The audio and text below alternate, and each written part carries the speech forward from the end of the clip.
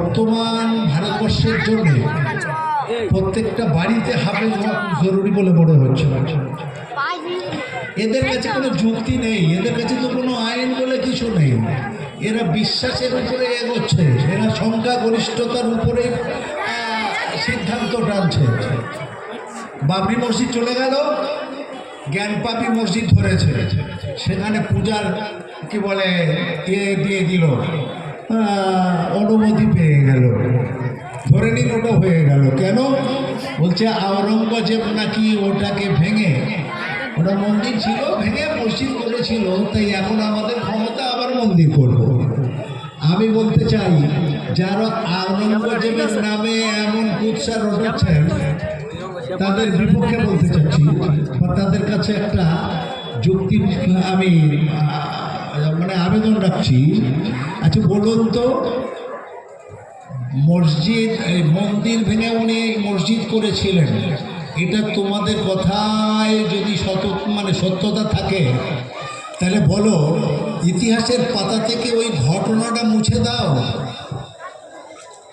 বাদশাহ আওরঙ্গজেব রহমতুল্লাহ আলাইহের সময় তার সেনাপতির পুত্র এক ব্রাহ্মণ কন্যা স্কুলে যাচ্ছিল, খুব সুন্দরী, ভেরি নাইস, এইরকম একটা অতীব সুন্দরী মেয়েকে নিয়ে তার বাপ যাচ্ছিল। মন্ত্রীপুত্র বলেছিল, ব্রাহ্মণ, স্কুল থেকে ফেরার সময় তোর মেয়েটাকে আমার ঘরে দিয়ে যাবি, তা না হলে তোর ঘর বাড়ি সব উচ্ছেদ করে দেওয়া হবে, জানেমালে শেষ করে দেওয়া হবে। ভয়ে তারা অস্থির হয়ে পড়ল। তাদের কাছে যেন মুসলিম রাজার কাছে হিন্দু প্রজা হয়ে থাকা একটা ভীষণ একটা বাজে কন্ডিশন হয়ে দাঁড়ালো। স্কুল থেকে ফেরার পথে ডাইরেক্ট সেই মেয়েটা, ব্রাহ্মণ কন্যা, গিয়ে একেবারে সরাসরি বাদশাহ আওরঙ্গজেবের কাছে নালিশ করেছিল, জাহাপনা, আপনার দেশে আমরা হিন্দুরা কি নিরাপদে থাকতে পারবো না? বাদশাহ আওরঙ্গজেব কি বলেছিলেন? কেন বলো, তোমার কি হয়েছে বলো, খুলে বলো ঘটনা। বলে, আপনার মন্ত্রীপুত্র বলল এই সুন্দরী মেয়েটাকে আমার ঘরে দেবে, আমি ভোগ করতে চাই, আর তা না হলে পুরোপুরি ফ্যামিলি উচ্ছেদ হয়ে যাবে। বাদশাহ আওরঙ্গজেব বললেন, ঠিক আছে, তোমরা চলে যাও, আমি দেখছি তোমাদের কথার সত্যতা আর যাচাই করব। বাদশাহ আওরঙ্গজেব রহমতুল্লাহ আলাইহ ছদ্মবেশ নিলেন, যথাসময়ে ব্রাহ্মণের বাড়িতে পৌঁছে গেলেন আর বললেন, বলো একটা গোপন নিরাপদ জায়গা আমার জন্য ব্যবস্থা করো। গরিব ব্রাহ্মণ, গোপন জায়গা কোথায়? গোয়াল ঘর। ব্রাহ্মণের গোয়াল ঘর ছিল। বাদশাহ, আবার শুনুন, আমি বলছি না, ইতিহাস বলছে, বাদশাহ আওরঙ্গজেব কোথায় অবস্থান করলেন? গোয়াল ঘরে ছদ্মবেশে। স্কুল টাইম পার হয়ে গেল, ব্রাহ্মণ কন্যাকে দিয়ে গেল না। অত্যাচারী সেনাপতি পুত্র স্বয়ং গিয়ে হাজির হলো ব্রাহ্মণের ঘরে। বেটা, কথার খেলাপ কেন করলি? হঠাৎ গোয়াল ঘর থেকে রাজা আওরঙ্গজেব স্বমূর্তি ধারণ করলেন, তিনি আত্মপ্রকাশ করলেন। শুধু রাজাকে দেখে বললেন, জাহাপনা, এমন ভুল আর জীবনে করব না, জাহাপনা ক্ষমা করে দিন, এমন ভুল আর জীবনে করব না। জাহাপনা, ইতিহাস কি বলছে? তাকে ক্ষমা করেননি, তলোয়ারের ডগায় উড়িয়ে দিয়েছিলেন। বিনিময়ে কি বললেন? বিনিময়ে কি বলেছিলেন? বিনিময়ে বলেছিলেন ব্রাহ্মণের মায়ের কাছে, ওগো মা, এক গ্লাস পানি দিন। আপনি যখন নালিশ করে এসেছেন তখন থেকে আমি কোনো অন্য কোনো পানি পর্যন্ত গ্রহণ করিনি।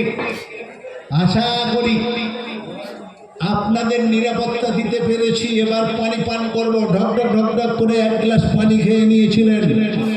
ইতিহাস সাক্ষী দেয়, বাদশাহ আওরঙ্গজেবের পিরিয়ডে হিন্দু মহিলারা, রমণীরা এইরকম নিরাপদে ছিলেন এবং কোনো অত্যাচার হলে তার ব্যবস্থা বা তার বিচার পেয়েছেন। কিন্তু বর্তমানে যারা আওরঙ্গজেবের নামে কুৎসা রটাচ্ছে, আবু জেহেল, আবু লাহাব, এদের থেকেও বড় কাফের বর্তমান ভারতবর্ষের যারা, তাদেরকে কান খুলে শুনে নিতে বলছি। মুসলিম বাদশাহ আর অমুসলিম বাদশাহ বা হিন্দু বাদশার সঙ্গে তফাৎটা দেখুন। বিলকিস বানুকে ধর্ষণ করলো, তার পেটের বাচ্চাকে মেরে ফেলা হলো, তার ফ্যামিলির 7 জনকে হত্যা করা হলো। এদিক সেদিক করে বাবা যাই হোক যাচাই করার পরে যারা আসামি ছিল তাদেরকে কোর্টে কি বলে জেলে ভরা হলো। কিন্তু ইলেকশনের আগে বর্তমানের বাদশা তাদেরকে ছলে বলে কৌশলে জেল থেকে বার করে এনে গলায় ফুলের মালা দিয়ে মুখে মিষ্টি দিয়ে তাদেরকে বরণ করে নিল, গোটা পৃথিবী দেখল। তাহলে তৎকালীন পিরিয়ডে হিন্দু মহিলারা অত্যাচারিত হলে তার বিচার পেত, সঙ্গে সঙ্গে বাদশা আওরঙ্গজেব অ্যাকশন নিয়েছিল। বর্তমান কাফের বাদশা মুসলমান নারীদের উপরে অত্যাচারের ফয়সালা কেমন দিচ্ছে? এই বাদশা আওরঙ্গজেবের সঙ্গে নরেন্দ্র মোদীর তুলনা করা যায়? পশ্চিমকালে করা যাবে না। কেন? আওরঙ্গজেবের মধ্যে কোরআন ছিল, তাই হক ফয়সালা করার একটা স্পৃহা ছিল। কিন্তু বেঈমানের ভিতরে কোরআন নাই, তাই কোরআনের বিরোধিতা করার জন্য মুসলিম নামগুলো মুছে দিতে তারা তৈরি। অনেক তো মুছলে, কি করলে? ইতিহাস কাউকে তো ক্ষমা করবে না। কলকাতার কোন জায়গাটা তোমাদের ছিল বলো? আমাদের চোখের সামনে আমরা টালিগঞ্জে যাচ্ছি। এই টালিগঞ্জ আমরা যাই না যাই? আচ্ছা, আমি বলছি আজ পর্যন্ত কোনো ঐতিহাসিক বলেছে যে টালিগঞ্জটা বাবা নামটা এইভাবে করো না?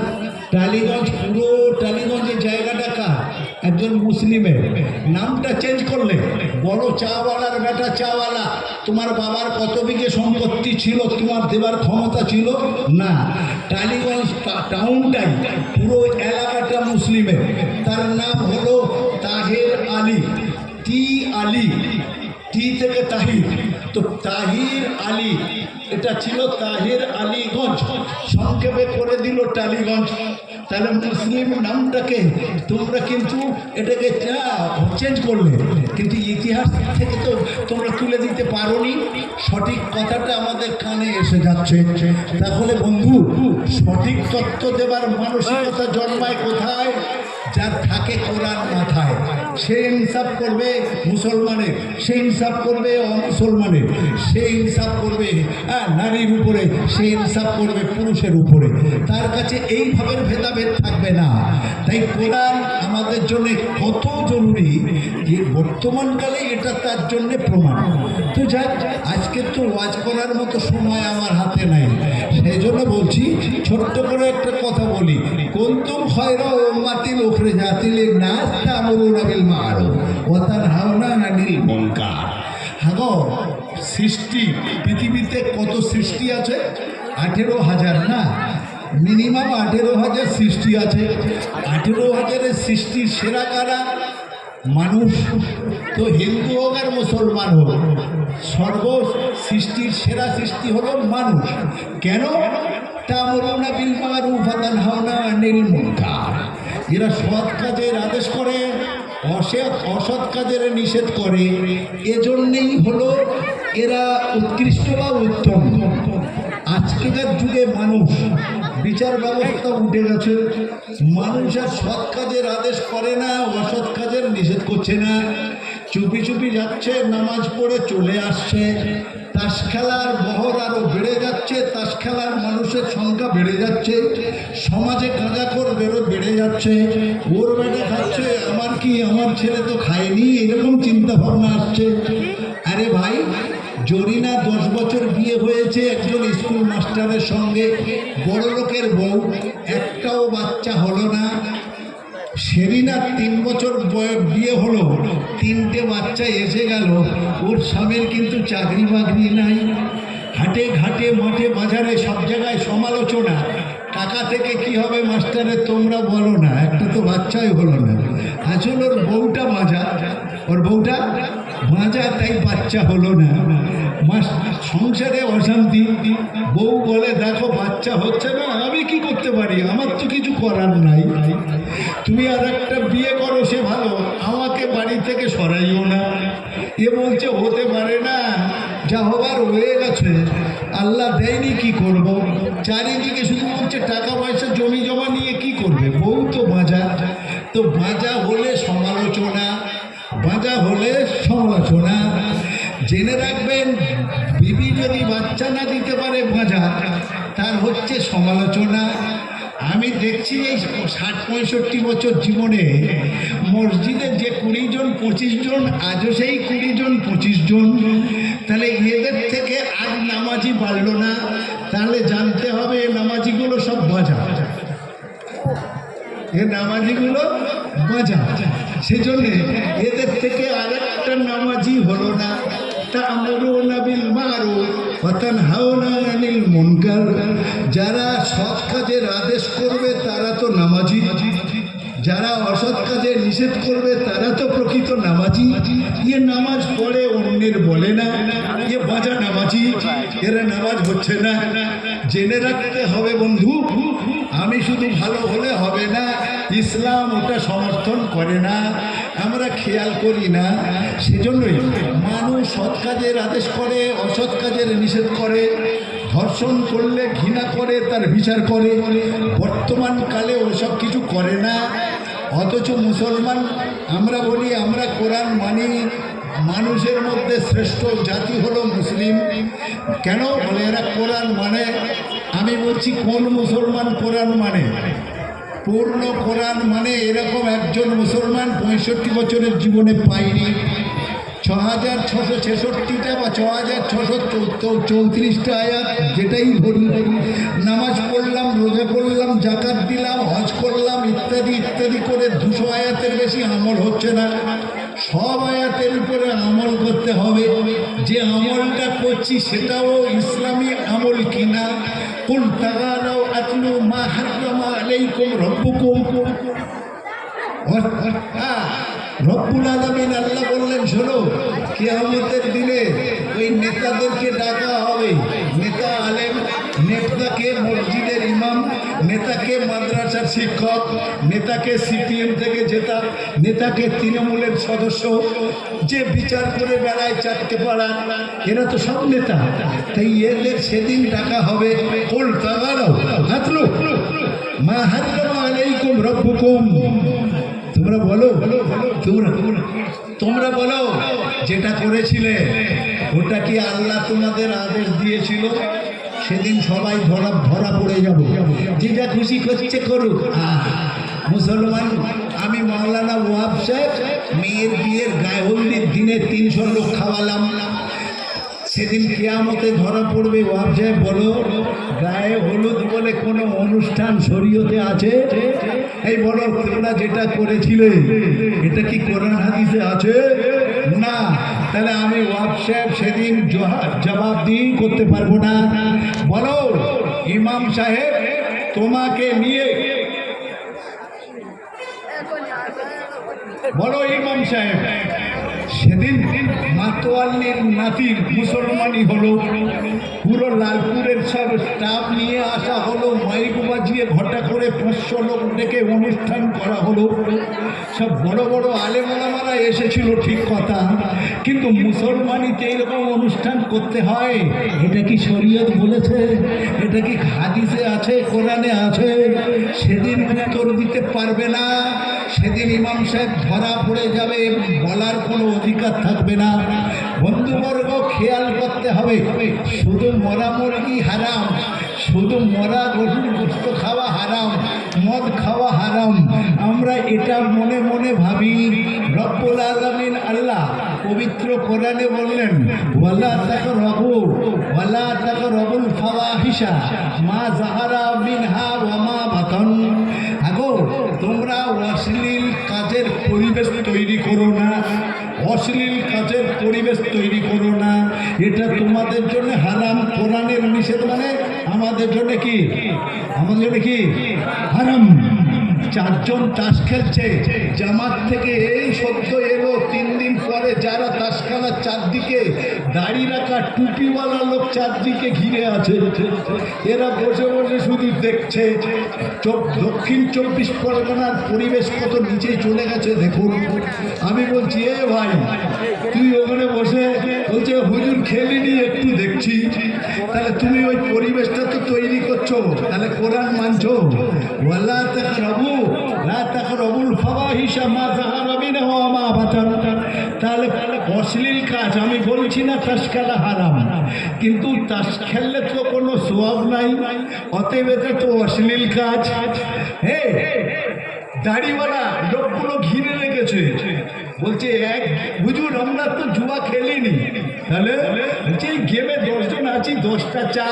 এই দাড়িওয়ালা করিম চাচা, তোর বাপ কোনোদিন চা খেয়ে জন্ম দেয়নি, তোর শুধু গরুর গোশত, মরা গরুর গোশতটা হারাম, আর এই গেমের বিনিময়ে যে চাটা খেলি দাড়িওয়ালা চাচা, এটা তোর জন্য হারাম নয়, খুব আরাম। এই দাড়িওয়ালা ধরা পড়ে যাবে। তা'মুরুনা বিল মা'রুফ ওয়া তানহাউনা আনিল মুনকার, অসৎ কাজে নিষেধ করতে হবে। দাড়িওয়ালা বলে কি ভুল করবে না, আর এক দাড়িওয়ালাকে বলতে হবে তুই দাড়ি রেখেছিস, টুপি পরেছিস, ইজ্জত রাখ, খবরদার তাসের আড্ডায় বসবি না। এই বলেছেন, কোনোদিন বলেছেন? শুধু জামাতে গেলে হবে না, জামাতি ভাই যে তাসের আড্ডায় বসে আছে ওকে বলতে হবে ওই তুই তো আমার সঙ্গে জামাতে ছিলিস, তাসের আড্ডায় বসছিস কেন? আমি খেলিনি দেখছি। বাহ, এটা কোনো কথা নয়। তাহলে দেখছেন রব্বুল আলামিন আল্লাহ কোরআনে যেটা বলেছেন, অশ্লীল কাজ, কোনো ফাওয়াহিশ কাজের পরিবেশ তৈরি করো না, সেই পরিবেশে থেকো না। দাড়িওয়ালা টুপিওয়ালা তাসের আড্ডায় বসে আছে, এরা নাকি আল্লাহওয়ালা, ভাবতে অবাক লাগে। আল্লাহ তুশরিকু বিহি শাইআ, খবরদার তোমরা কখনো আল্লাহর সঙ্গে শিরক করো না, তাহলে ঠিকানা জাহান্নাম হবে ঠিকানা। আমরা খেয়াল করি না। আমি মন্দির বাজারের ম্যারেজ রেজিস্টার ছিলাম, আমি 2 বছর আগে বন্ধ করে দিয়েছি। তার একটাই কারণ, মোবাইল উঠে গেছে, এখন মোবাইলে বিচার করা বড় মুশকিল। বলছে হুজুর তালাকের ব্যবস্থা করুন। তালাক কেন দিবি রে, সরকার অ্যালাউ করবে না। বলছে মোবাইলটা দেখুন, মোবাইলের ভিডিও কলে প্রেমিককে বলছে, প্রেমিক বলছে তোর মোবাইলটা ভিডিও কলে কোথায়, বুকের মাঝখানে ধর। ও করছে স্বামীর ঘর, কিন্তু প্রেমিককে দেখাচ্ছে গোপন অঙ্গ। মোবাইল পরিষ্কার খুলে দেখাচ্ছে, বলছে নাভির নিচেতে তোর মোবাইলটা ধর। ভিডিও কলে আমার বউ ধরে, আর সে রাতের অন্ধকারে দিনের দিবালয় তার অঙ্গটার গোপন অঙ্গটাও তার প্রেমিককে দেখাচ্ছে, ভালোবাসার লোককে দেখাচ্ছে। তাহলে এর বিচার কি করবেন? হারাম হবে না? হবে না। আমি হোয়াটসঅ্যাপ বলছি, আরে মোবাইলে দেখিয়েছে তো কি হবে, ছেড়ে দে, মাফ করে দে। বলছে হুজুর ওটা মাফ করা যায়, বউ আমার আর মনে মনেও তোমার, এটা কি বিচার হলো? তা আমি বলছি আমার বইয়ের মনের কোণে আর একজন স্বামীর মতো হোক, এটা পাবলিক মেনে নিচ্ছে না। রব্বুল আলামিন আল্লাহ আমাদের সকলের স্রষ্টা, তাহলে তার মতো আমার মনের ভিতরে অন্য কারোর মনের ভিতরে সমতুল্য যদি কেউ ভাবি, আল্লাহ কি করে মানতে পারে? তাই আল্লাহ বলছে যারা আমার সমতুল্য মনের ভিতরে ভাববি ওরা সব জাহান্নামে যাবি। আমি যাচ্ছি জামাতে, আমি হোয়াটসঅ্যাপ যাচ্ছি বক্তৃতা দিতে, আমার বউ যাচ্ছে কালকের বাচ্চা হয়নি মল্লিকপুরে মানব শুদ্ধে। তাহলে আল্লাহর বিকল্প ছেড়ে দেবার ক্ষমতা রাখে কে? পীর। তাহলে এই পীরের ক্ষমতা আল্লাহর মতো ভাবছি যারা, কোরআনের কি মান্যতা দিতে পারছে তারা? না, বাদ দিচ্ছে না, আমি দিচ্ছি না। কিন্তু দেখা যাবে পীরের মাজারগুলো আরো ভালোভাবে চলছে, আরো জোরালো হয়ে চলছে। তাহলে তা'মুরুনা বিল মা'রুফ, আমি যাচ্ছি না, আমার পাড়ার যে যাচ্ছে তাকে তো নিষেধ করছি না, অতএব আমি নিষেধ করছি না, আমি ধরা পড়ে যাব। আমাকে নিষেধ করতে হবে, জোরালো ভাবে নিষেধ করতে হবে। তোর ঈমান থাকবে না, তোর জানাজা পড়বো না। যারা আল্লাহর সঙ্গে শিরক করবে, কোন মুক্তি আছে জিজ্ঞেস করবেন, ওর জানাজা আছে? যারা পীরের মাজারে সেজদা করে, ওর জানাজা আছে? আমি আব্দুল ওয়াহাব বলছি ওর জানাজা নাই, ওর জন্য জানাজা নাই। কোরআন শরীফ বলছে, আমি বলিনি। মা কানা লিন নবী ওয়াল্লাযীনা আমানু ওয়া ইস্তাগফিরু লিল মুশরিকিন বলছে, হ্যাঁ নবী, এই ইমানদারেরা খবরদার মুশরিকিনদের জন্য হাত তুলে দোয়া করো না। তুমি জানাজা পড়ছো, ওটা তো দোয়া। কোরআন বলছে মুশরিকিনের জন্য দোয়া করো না। পীরের মাজারে যারা যায়, পীরের মাজারে যারা শ্রদ্ধা করে, তাদের জানাজা নাই। আমি আব্দুল ওয়াহাব বলছি, তাদের জানাজা পড়তে নাই। তা'মুরুনা বিল মারুফ, আমরা যারা নামাজি, আমরা যারা কোরআন মানি, তারা অবশ্যই করে এইসব তা'মুরুনা বিল মারুফ আদেশ করি। শুধু মাদ্রাসায় বসে থাকলে হবে না। আমি যখন বাড়ি যাব, গ্রামবাসীর বলতে হবে এগুলো কোনো কাবিরা, তওবা না করলে মাফ হবে না, জানাজা পড়া যাবে না। দেখবেন সমাজ আস্তে আস্তে ওগুলো ছাড়বে, নতুবা ছাড়বে না। জি, বাপ মায়ের সঙ্গে ভালো ব্যবহার করো।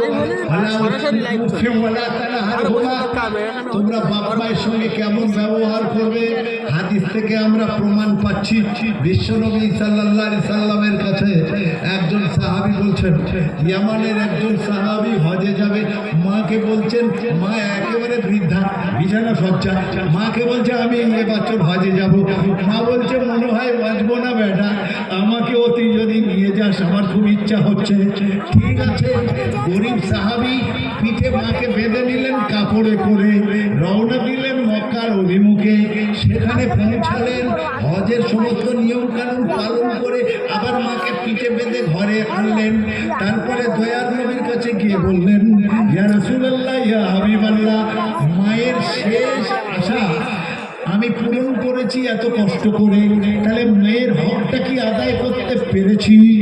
রসুল বললেন, একদিনের দুধের দিন এখনো সারা জীবন এরকম করলে শোধ করতে পারবে না। বলুন সুবহানাল্লাহ। বাপের ক্ষেত্রে একই এক সাহাবী যা রোজগার করে বাপের কাছে তুলে ধরে। বাপ দু টাকা দেয়, এটা তুমি টিফিন করবে। সাহাবী 1 টাকা খায়, 1 টাকা রেখে দেয়। বেশ 200-500 টাকা জমে গেল। রেগুলার বিষ্ণুপুরের হেঁটে যেতে হয়। এবার একটা সাইকেল কিনবো, সাইকেলে চেপে যাব। ব্যাস, বাপ জানতে পারলো, বলছে করিম, তোর কাছে যে টাকাটা আছে সেটা দে।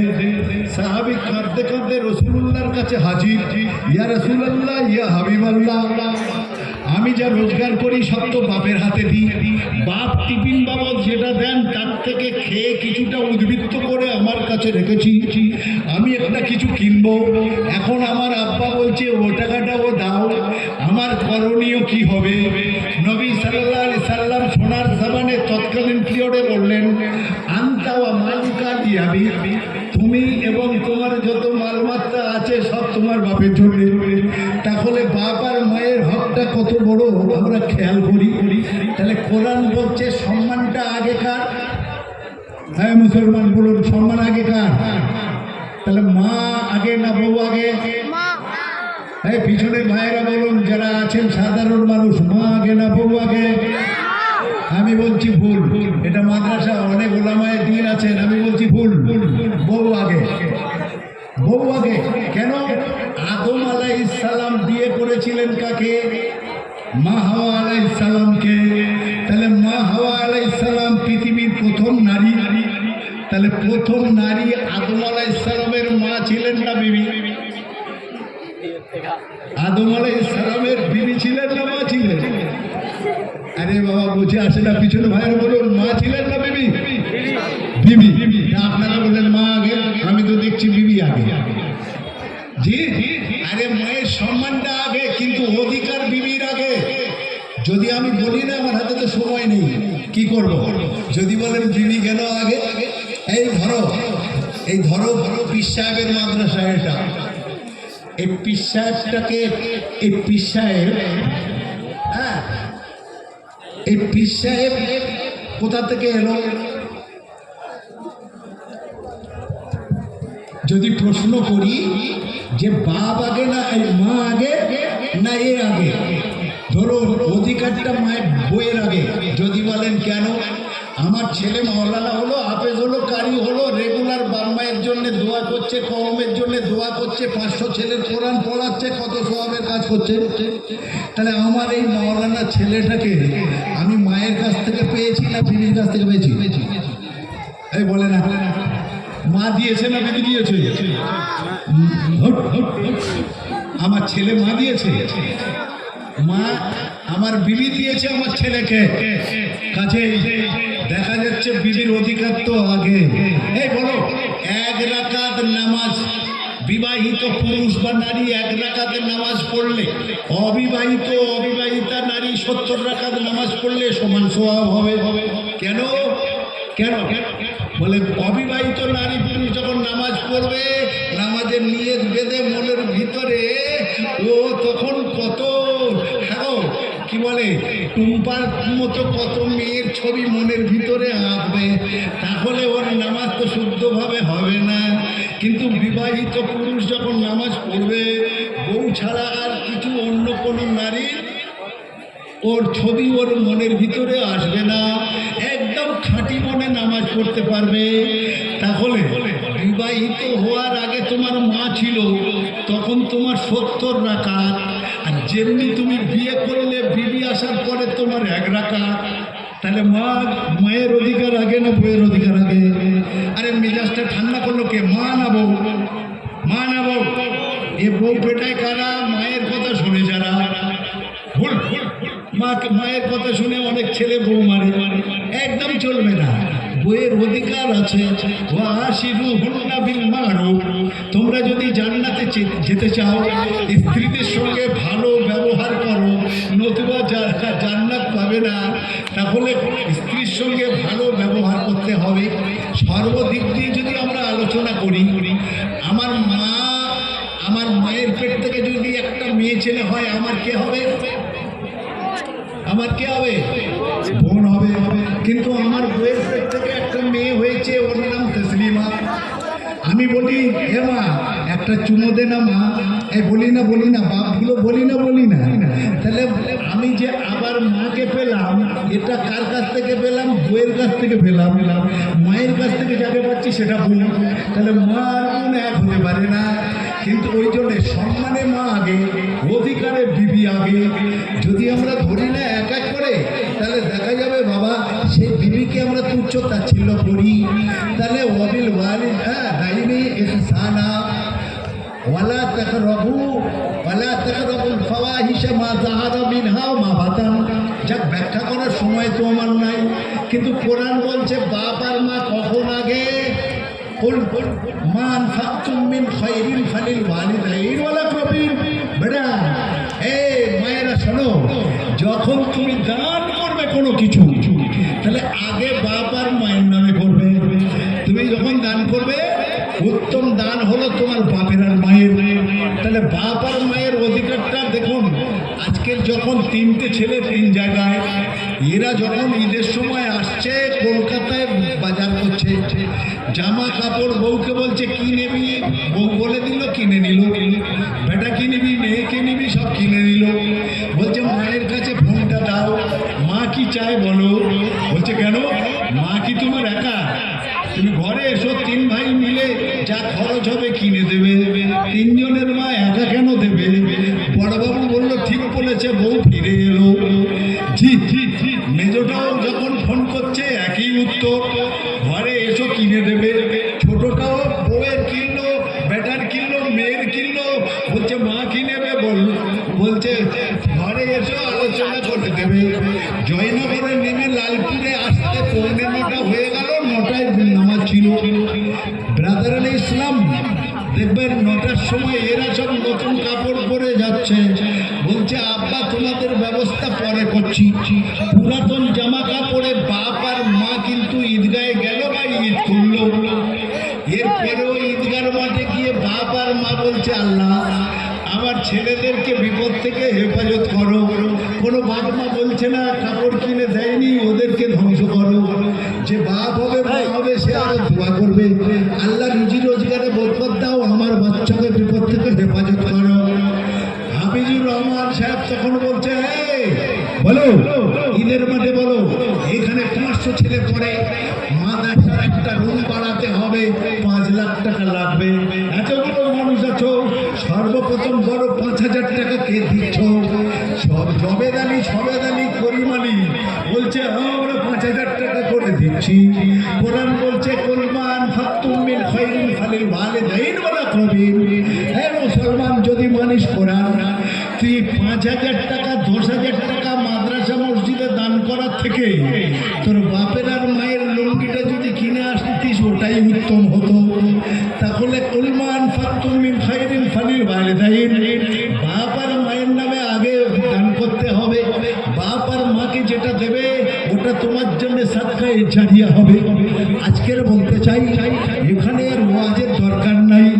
হাফেজে কোরআন আলেমে হাক্কানি তৈরি হবার যে আড়ক, এইখানে বলুন বাপ আমার নাই মা আমার নাই, মরা বাপ আর মায়ের রুহের মাগফিরাত কামনা করে আছেন কোন যোগ্য সন্তান বলবেন 10,000 টাকা দেবো ইনশাআল্লাহ নবীর ঘরে। দেখি এতগুলো মানুষ একটু তাড়াতাড়ি হাত তুলি আর বলি ইনশাআল্লাহ। এ ভাই মাত্র 10টা মানুষের কাছে চাচ্ছি, মাত্র 10টা।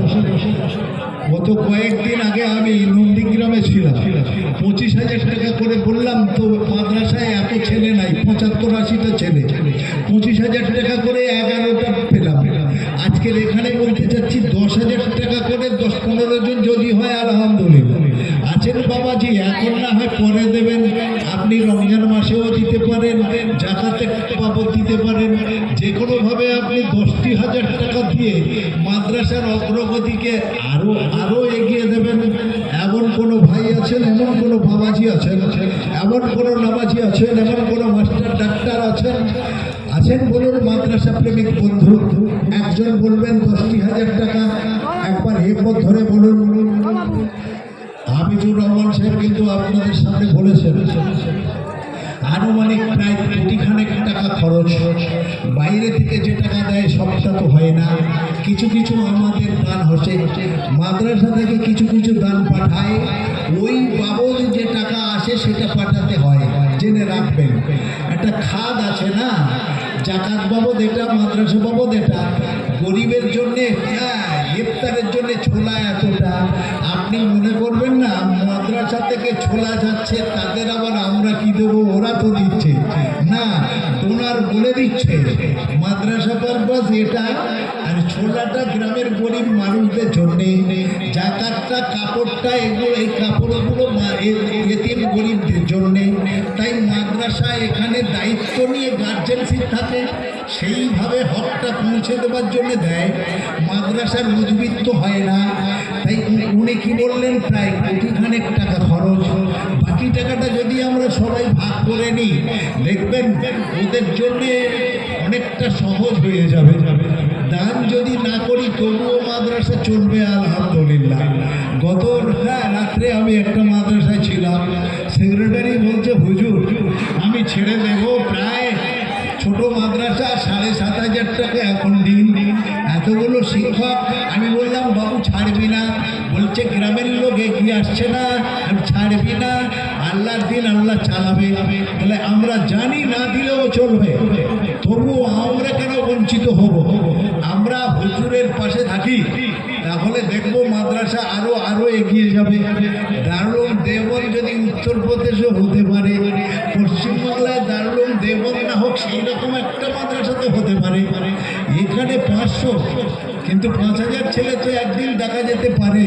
যদি উত্তরপ্রদেশের মতো মানুষের গানটা যদি এরকম যোগ্য আলেম বা আমানতদার আলেমের পাশে পড়ে, তারা তো আরো এগিয়ে নিয়ে যেতে পারে।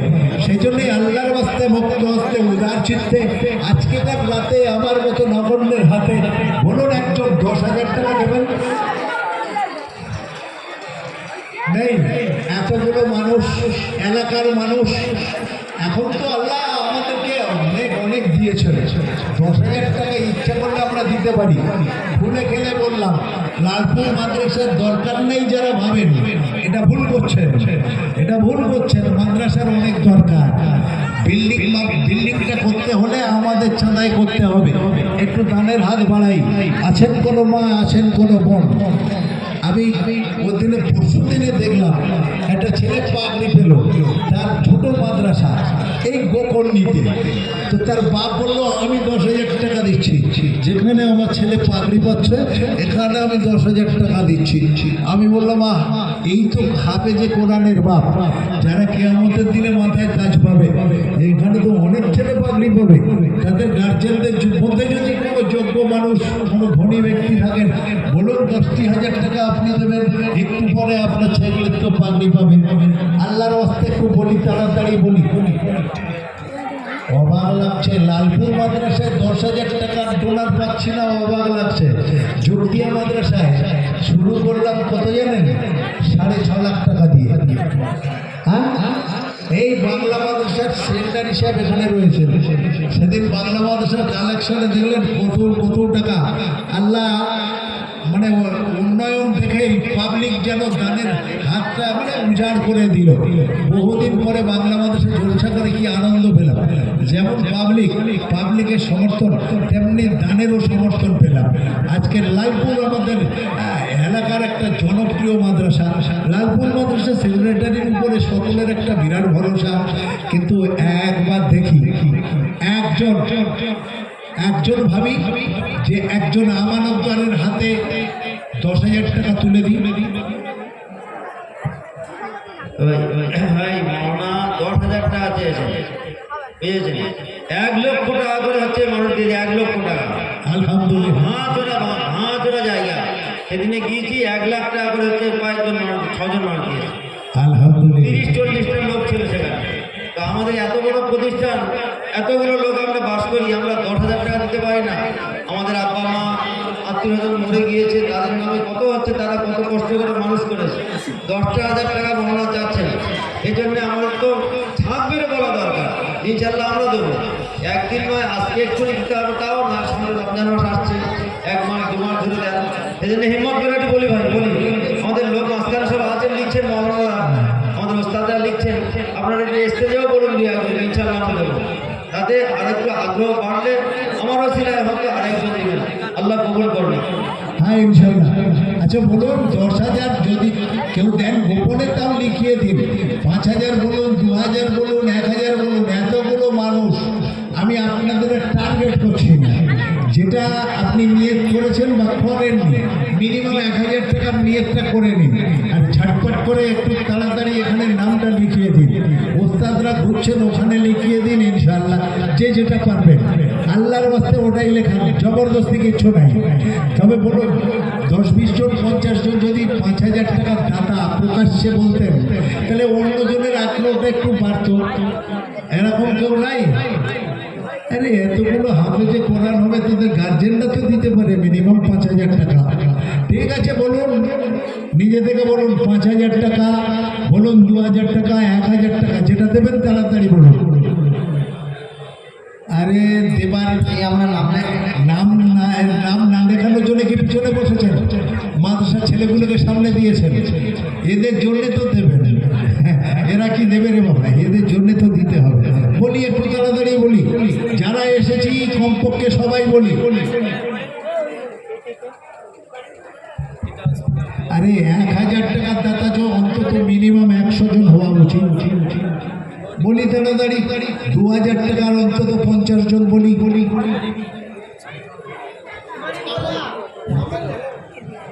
মানিক ফকির তো মোল্লা কত 1,000 টাকা।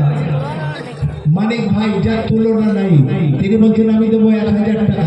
এই হাত তুলুন, 1,000 টাকা প্রত্যেকের। অন্তত এটা আমার উপরে মানে এবারে জরুরি কর্তব্য ভেবে একটা হাত তুলি ইনশাআল্লাহ। আমিও দেবো 1,000 টাকা। আপনি বলুন, 1 নম্বরে মানিক ভাই 1,000 টাকা, 2 নম্বরে আমি আব্দুল ওয়াহাব 2।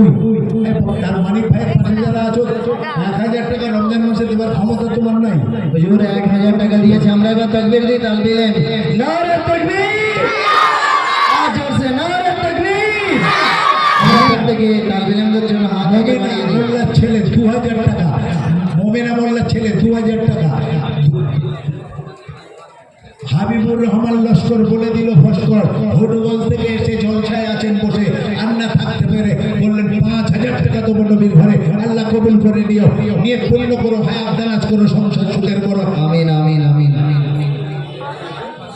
মৌলানা আবু সুফিয়ান ফিরিউদের বাড়ি, ও ইমাম সাহেব বলছে আমি 5,000 টাকা দেবো। মুক্তাদি চুপ করে আছে, বড় অবাক লাগছে। এত ফুলে খালে বললাম। আহা, ইসমাইল মিস্ত্রি, জামা কাপড় নাই স্ত্রী, হানার বাড়িতে বাড়ি, নগদ দিলেন 2,000 টাকা। হাফেজে কোরআন ইমরানের আব্বা বলছে হ্যাঁ তার আব্বা যান বলছে আমি 2000 টাকা করছি দান, দুটো ছেলে আছে অসুস্থ, ডাক্তারের ঘরে না দিয়ে নবীর ঘরে দিল, আল্লাহ পূর্ণ করো। রহমতুল্লাহ লস্কর 2000 টাকা নগদ দিয়েছেন, 2000 টাকা কোথায় বাড়ি, আল্লাহ কবুল করে নিও। আমিন আমিন আমিন। শরীফুলের আব্বা 2000 টাকা নগদ দিয়েছেন, শরীফুলের আব্বা 2000 টাকা আল্লাহ কবুল করো। হাফেজ আব্দুল কাইয়ুম হাফেজ তার আব্বা বলছেন আমি দেবো 1000 টাকা। হ্যাঁ আল্লাহ কবুল করো। রহমতুল্লাহ লস্কর 2000 টাকা দিয়ে দিল, ফস্কর কবুল করে নাও আল্লাহ চটকর। কোথা থেকে এসে ভাইয়েরা আছেন বসে, এই সবাই বলুন না 1000 টাকা আবার এত বলতে হবে। হায় আল্লাহ, লালপুর মাদ্রাসার এত ছাত্র, এত তার সাফল্য, এরপরে 1-2 হাজার টাকার জন্য এইভাবে হেড টু হেড চাইতে হবে। হাত সবার তোলা উচিত তো। আবুল কালাম জামতলায় বাড়ি, আর 500 টাকা দেবে, আল্লাহ কবুল করে নিও। আল্লাহ নিয়ে পূর্ণ করো, হায়াত দারাজ করো, এহকালে পরকালে মঙ্গল করো। আমিন আমিন আমিন। আল্লাহ গো দোয়া করি তোমার দরবারে খাস রহমত নাজিল করো তুমি দানি ভাইয়াদের সংসারে। যারা আমিন বলি। ভাই যারা আছেন একদম টার্গেট করবো কেন, হাত তুলুন তো। 1000 টাকা দেবেন, নগদ এনেছেন দিয়ে দিন। এই একজন ভাই হাত তুলেছেন, মাত্র একজন, এই তো 500 লোকের হাত তোলা উচিত 1000 টাকায়। আর একজন নগদ দিল 500 টাকা। গুণামাপ করে দিও আল্লাহ সারা জীবনের যত এলাহি রব্বানা পূর্ণ করো দানি ভাইয়েদের মনস্কামনা, এদের উপরে হয়ে যাও রাজি, এদেরকে তুমি বানিয়ে দিও হাজি। আমিন আমিন। আরো একজন ভাই যার তুলনা নাই, 1000 টাকা ছিল নগদ দিয়ে গেল। আমিন আমিন আমিন। ওদের দোয়া কবুল করো রব্বুল আলামিন। আব্দুল হামিদ গাজী নগদ 1500 টাকা। আল্লাহ আব্দুল হামিদ গাজী আল্লাহ তার উপরে হয়ে যাও রাজি, তাকে তুমি বানিয়ে দিও হাজি। আরো একজন নগদ দিল 1000 টাকা। ইমান করো পাকা, গুনাহগুলো কিয়ামতে দিও তুমি ঢাকা। আমিন ও আমিন মাওলায়, আমিন ও আমিন। মোদের দোয়া কবুল করো রব্বুল আলামিন। শামসুল দোহা ভাই, আপনার মতো জানি তুলনা নাই, আপনার জন্য আল্লাহর কাছে খাস করে দোয়া চাই।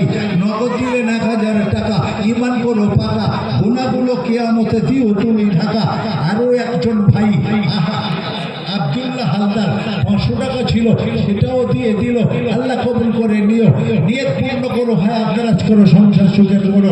একটু তাড়াতাড়ি বলি, তাড়াতাড়ি বলি। আমরা গেটে জাম না করি, গেট থেকে ভিতরে ঢুকে যাই, আমরা গেটের কাছে জাম করে না বসি। হ্যাঁ ভাই, তোমরা তো দেবে না, যারা দিতে আসছে তাদেরও বাধা দিচ্ছ, এটা ঠিক করছো কি? গেটটা ক্লিয়ার দাও। হ্যাঁ, মা বোনেরা 500 টাকা 1000 টাকা দিন। সুবহানাল্লাহ। কি নাম? সম্রাট, সম্রাজ ও সাম্রাজ লস্কর, একজন হাফেজে কোরআন। তার আব্বা বলছে আমার ছেলে এখান থেকে হাফেজে কোরআন হলো, আমি 3000 টাকা করছি দান। আল্লাহ গো এই দানকে কবুল করে নিও। তার ছেলের সিলাই ট্রেনিংয়ের বিনিময়ে আল্লাহ তুমি অটুট রেখে দিও। শামসুল শেখ বলছে তোরাও দেখে আমার দেওয়া দেখে তোরাও দেওয়া শেখ, নগদ দিল 1000 টাকা। আল্লাহ কবুল করে নিও। নিজাম গাজী ছোট্ট ছেলে 500 টাকা দিল তুলে, আল্লাহ কবুল করে নিও। হাফেজে কোরআন তাকে তুমি বানিয়ে দিও। যারা যারা করছেন দান, এদের খানদানে বানিয়ে দিও মাওলা হাফেজে কোরআন। ইলাহি রব্বানা ওদের খানদানে বানিয়ে দিও হাক্কানি মাওলানা। আমিন আমিন আমিন। ওদের দোয়া কবুল করো রব্বুল আলামিন। শুনেছি অনেক মা এসেছেন, এই ছোট ছোট বাচ্চা মায়েদের কাছে যাও তো, একটা খাতা কলম নিয়ে আবার মায়েরা ঠিক দেবেন। যাদের বাচ্চাগুলো রয়েছে রমজান মাসে 1000 টাকার দানি, একজন মা দুজন মা, এদের নামগুলো লেখো। আব্দুল ওয়ারিস মহিলাদের দিকে যাও। আব্দুল ওয়ারিস সুবহানাল্লাহ বলি, একটু তাড়াতাড়ি বলি। আরে এখন নাই, রমজানে দেবেন 1000 টাকা। আমার তো মনে হয় কেউ মিস করা উচিত নয়। বলুন আপনারা, বলুন সবাই বলুন। হাত বাড়িয়ে দিই বলতে গিয়ে আপনারা দেখবেন হচ্ছে হাফেজে কোরআন হচ্ছে, আলমী হাক্কানি হচ্ছে। এখনই 30টা ছেলে হাফেজে কোরআন, তাদের প্রতি পাগড়ি দান করা হবে। 30টা ছেলে, সেখানে 1000 টাকার জন্য এইভাবে বলতে হবে। আব্দুল্লাহ বলে একজন ভাই, যার তুলনা নাই, তাকে আন্তরিক অভিনন্দন জানাই। 1000 টাকা ছিল, নগদ দিয়ে দিল। আল্লাহ কবুল করে নিও। আজহার গাজী 100 শাকিরুল 500 টাকা, আরো একজন 500 টাকা। আল্লাহ কবুল করে নিও। নিয়ত পূর্ণ করো, হায়াত দারাজ করো, সংসার সুখের করো, আল্লাহ ভালো থেকে হেফাজত করো। আরো একজন নগদ 500 টাকা দিল। ওগো রব্বুল আলামিন, আল্লাহ কিয়ামতে এদের জন্য ভারী করে দিও নেকির পাল্লা। দোয়া করি তোমার দরবারে খাস রহমত নাজিল করো দানি ভাই বোনেদের সংসারে। আমিন আমিন আমিন। মোদের দোয়া কবুল করো ওগো রব্বুল আলামিন। প্রাণের ভাই, হ্যাঁ একটু তাড়াতাড়ি বলি, 1000 টাকা, 1000 টাকা এখন নাই, পরে দেবেন, লিস্ট করুন। আরে শিক্ষক বিন্দু যারা আছেন ভিতরে ঢুকুন, ভিতরে ঢুকুন। 1000 টাকা এত বড় মাদ্রাসার জন্য এবার কি সবার নাম লিখুন? আরে সবার নাম লিখুন। একজন তালবিলে মামিনুদ্দিন শেখ গো, মাদ্রাসার ছাত্র, 500 টাকা দিয়ে গেল এই মাত্র। আল্লাহ গো এই দান কবুল করে নিও। তাকে হাফেজে কোরআন আলেমে হাক্কানি তুমি বানিয়ে দিও। হোসেনে খালি মক্তবের শিক্ষকগণের থেকে 4000 টাকা, আলহামদুলিল্লাহ, নগদ 4000। নারে তাকবীর, নারে তাকবীর। একটা মক্তবের থেকে যদি 4000 টাকা দেয়, তাহলে এই এলাকার মানুষ আমরা চুপচাপ দেখবো? একজন মা না বোন ঘুরে গেছে, তার বোন 500 টাকা ছিল, নগদ এখন পাঠিয়ে দিল। আরো একজন মা নগদ 500 টাকা দিল। জানি না কোথায় বাড়ি, আল্লাহ কবুল করে নিও তুমি তাড়াতাড়ি। এ দানের ওসিলা করে বাপ মা দাদা দাদি শ্বশুর শাশুড়ি যারা গেছেন পরে নেকিতে দাও তাদের আল্লাহ মা ভরে। এলাহি রব্বানা, পূর্ণ করো আমার মা দানি মায়েদের মনস্কামনা। আমিন আমিন আমিন। কবুল করো রব্বুল আলামিন। হান্নান গাজী 5000 টাকা, কোথায় বাড়ি? ফতেপুরে বাড়ি। বাহ, হান্নান ভাই, আপনার মতো দানি তুলনা নাই। আপনার জন্য আমরা আল্লাহর কাছে দোয়া চাই। আল্লাহ 5000 টাকা দিলেন হান্নান ভাই, এই দানকে কবুল করে নিও। দুনিয়াতে মাল মাল মাল মাল দান তুমি বানিয়ে দিও। হোসেন এখন 2000 টাকা, কোথায় বাড়ি? সন্তোষনগরে বাড়ি। আরে বাবা, লালপুর সন্তোষনগর। এরা কি মাদ্রাসা বিরোধী নাকি রে বাবা? হ্যাঁ, আরে তোমার কাছে 1000 টাকা দেওয়ার মতো ক্ষমতা নাই। হাফিজুল সাহেবের দিয়ে শুধু দোয়া করাবে, শুধু মিলাদে চাই, জলসায় চাই। আর হাফিজুল সাহেব বলছেন 1 কোটি টাকার দরকার রে ভাই, 1 কোটি টাকা চাই। নাই, 1000 টাকা দেওয়ার মতো মানসিকতা নাই। আমির আলী কাজী, এই তো সবে লালপুর শুরু হল। লালপুরে বাড়ি আমির আলী কাজী, আল্লাহ তার উপরে হয়ে যাওয়ার আছি।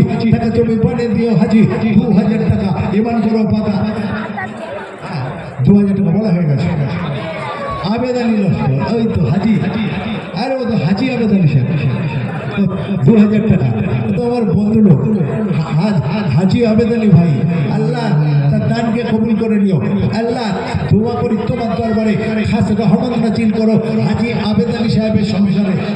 জুলফিকার ঘরামি নগদ দিলেন 1000 টাকা, আল্লাহ কবুল করে নিও। নিয়ে পূর্ণ করো, হায়াত দারাজ করো। একটা ছেলে হাফেজ হয়েছে, তার ছেলে আব্বা দিচ্ছেন 1000 টাকা, আল্লাহ কবুল করে নিও। আল্লাহ নামায় আমলে দান, হ্যাঁ তুমি জান্নাত লিখে দিও। ভাই, আমরা তো মুসলমান, আগে বলেছি আমাদের জন্য কত জরুরি হাদিস আর কোরআন। কোরআন 30টা হাফেজে কোরআন এখনই পাল্টি পাবে, সেখানে 1000 টাকার দাতা 150 জন হলো না। অবাক লাগছে তো। যারা দেবেন, আপনারা কি দেবেন না বলে এসেছেন? মা বোনেদের কাছে ছেলেগুলো যারা আছে, কেউ গেছে? মা বোনেরা বলুন 500 টাকা 1000 টাকা রমজান মাসে দেবেন। এই সেদিন করে আমি দুয়ার মজলিসে ছিলাম বেরন্দলি মাদ্রাসায়। 1 লাখ টাকা করে প্রায় 8-10 জন দিল, 1 লাখ টাকা করে। আর এখানে ভাবছে হাফিজুল সাহেব দেবে, আমরা কেন দেব? এইটা একটা ভুল সংকেত, ক্লিয়ার করলাম। ওই খাতে দানিরা বলছেন হাফিজুল সাহেবকে বিশ্বাস করে যে আপনি এই খাতে এইভাবে পাঠান, তাই পাঠানো হচ্ছে। কিন্তু যে খাতের টাকা মাদ্রাসার জন্য আসছে, তার বিল্ডিং বাবদ হচ্ছে না। সেজন্যই উনি বলছেন যে আপনার বিল্ডিং করতে হবে, টাকা দিন। নিয়ত করুন। আনেননি, নিয়ত করুন। বাবু, এই ভাই তুমি উঠে এসো তো। তুমি এসো দিনের জন্য উঠে হ্যাঁ তুমি ওটা দাড়িওয়ালা চাই মৌলানা সাইফুদ্দিন ভাই আরে ভাই এ ভাই আপনি আসুন তো আপনি উঠে আসুন এই ওখানে স্টেজে নয় এখানে সামনে